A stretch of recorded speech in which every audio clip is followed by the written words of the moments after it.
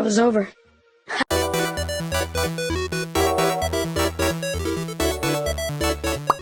Let's take African sounds as an example.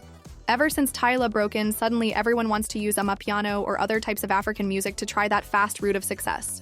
Look at La Seraphim with Smarter and Jenny with her choreography in Like Jenny. Okay, Jenny is excusable since she collaborated with Black artists, but the rest who uses African culture and Black American culture simply for the aesthetics is giving middle-class European teen that listens to Afro beats and rap but still cracks racist jokes. Using amapiano in your songs? Cool. But do you even know one African artist except Tyla? Or the roots of the genre? You don't need to have a PhD on history of music, but show some basic decency when you're using the culture of other people, especially when it was created during times of oppression. Why are we not calling out companies for mass production and waste? Why are we still buying more than one version of the same album? All that, but only to not touch them ever again, and for the thrill of the photo cards. I know album sales are the way artists make most of their money, but if you really want to sell 5 versions of the same album with the excuse of being alter egos, then at least make everything biodegradable, but not biodegradable in 250 years. And also, if you're gonna say it's the customer's responsibility to properly dispose the product, please educate yourself more. The companies should be responsible for the end of life of their products. Even if you want us to recycle, most plastics sold to us are not recyclable. But this is a two-way street. Mass purchasing is still present in K-pop, and I've seen many pictures of trashed albums piled up near trash bins. I only got more aware of this after one interaction with a subscriber, and even though I don't buy albums a lot, I'll pay more attention to the composition of the albums whenever I decide to buy one.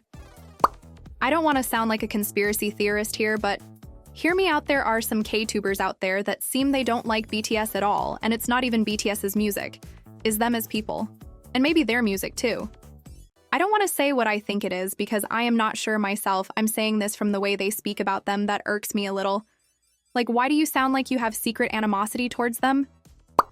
No, seriously, why do we do this? Sure, there are things that foreigners just won't be able to understand easily, but these are very, very few, and it's about cultural stuff. I don't know why people act as if a foreigner can't know how Korean social dynamic works with a good amount of research.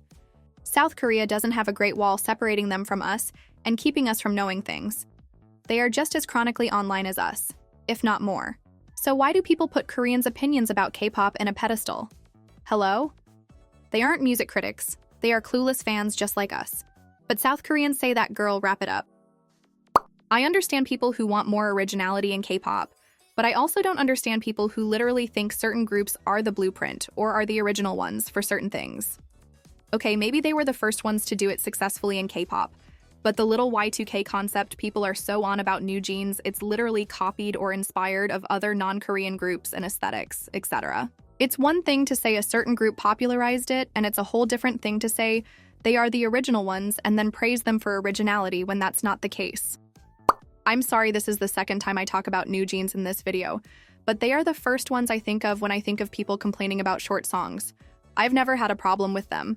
Not every song needs to have a bridge to be complete. I can't imagine a bridge for Super Shy, and I think the song sounds better without one.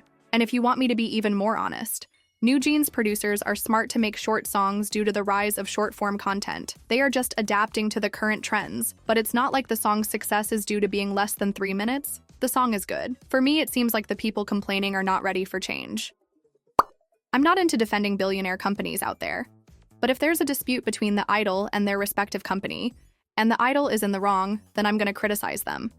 This should be common sense, but people seem to always want an underdog story. Okay, let me say this as gracefully as possible. I love Winterosi's channel. I really do. But one thing I think he should improve is focus a little more on the content rather than just the visuals of the video. I get that cinematic-looking videos, it's what he's known for, but I also notice that the actual content lacks depth, and it's very surface level. Of course, that's normal. As far as I know, he isn't a professional music critic. I'm just suggesting something.